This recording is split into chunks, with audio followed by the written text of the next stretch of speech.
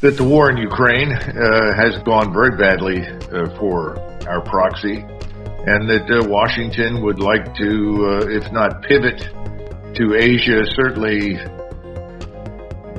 I would say, divert attention to China and away from Russia. Whether or not they can come up with something that's going to be meaningful is very much open to debate. I have no feel for that at all, and I'm very skeptical. Well, Seymour Hersh has reported in his latest Substack post, article, essay, whatever you want to call it, that apparently there's a group of countries in Eastern Europe, I actually saw this yesterday and kind of surprised me, that Poland apparently is leading the charge in pressuring Zelensky to wrap the war up, so to say, even, as Hersh says, at the cost of stepping down as president of Ukraine, which seems to me a little bit surprising because unless Warsaw is playing a game of 3D chess here, that being the loudest spokesperson of the Kiev regime in Eastern Europe, all of a sudden they're turning around and saying, no, you got to go and we've got to end this war. So my feel is, if this is true, this is probably happening under the influence of, a Chinese intervention, and that Chinese envoy that was sent to Europe will be in Warsaw this week, I think tomorrow actually, speaking with our authorities. But what do you think about the veracity of Hersh's report? I mean, you've been seeing how Warsaw has been acting during the last year. We've had these discussions before. Would you impugn also a notion of realism on the Warsaw government from what you've been seeing in the last 365 days plus? Well, reality is much more likely to intrude in Warsaw than it is in Washington. Let's be frank, you live next door to the disaster, and the disaster is having an impact on Poland. I mean, at first, everything was hearts and flowers and encouragement and victory and so forth, but now it's become quite obvious that that's not going to happen. The probability that the Russians could ever be pushed out of eastern Ukraine is about zero. The probability that the Ukrainians will or may have already expended their last reserves of material and soldiers is high, with the result that very shortly there won't be much that the Ukrainians can do about whatever the Russians undertake. And I think the Russians will begin to move. I think they will move deliberately and cautiously, maximizing the use of their standoff strike systems, and also, obviously, taking full advantage of their dominance overhead with intelligence, surveillance, and reconnaissance. So I wouldn't expect a sudden blitzkrieg, per se. But clearly, Odessa and Kharkov are going to fall under Russian control and authority again. That's inevitable. So the question is, what can you get if you negotiate at this point? I think Zelensky knows the opportunity to negotiate and get anything of value for Ukraine is probably past. Washington is obviously beginning to have second thoughts about its interests in the region. I think NATO's in a lot of trouble. I've thought this for a long time. Behind the scenes, things are terrible.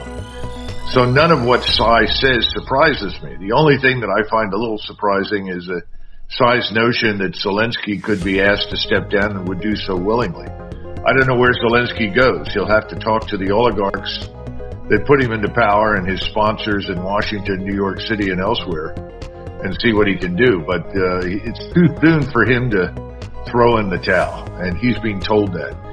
Just a few weeks ago, he was told literally, either you counterattack or, arrange surrender talks.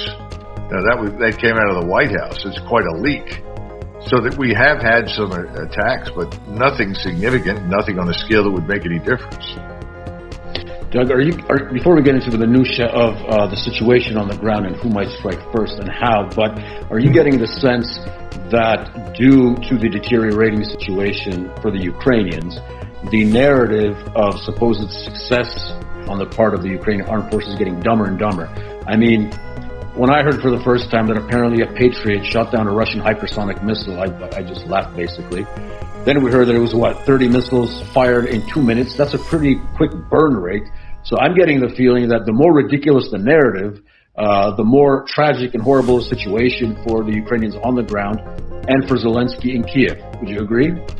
Well, the Ghost of Kiev is clearly back in the air, flying everywhere and shooting everything down. There's no doubt about it. The narrative is losing its strength, its force. There's no question. I get things all the time from Germany, Austria, France, Great Britain. People are finally beginning to say, look, this is ridiculous. This is taking us nowhere. I think, sadly, there are positive features to NATO, one of which is to comparative universal consensus that there should be no more war in Europe, hence we should have NATO. That was a positive thing.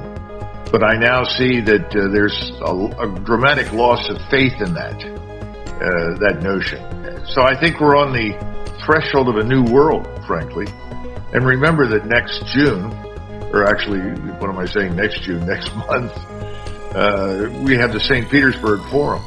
And 81 nations are going to join the BRICS. Brazil, Russia, India, China, South Africa. They're all going to join and begin seriously examining the alternative to the dollar-dominated financial system, which looks like some sort of currency or basket of currencies, all of which are backed by gold.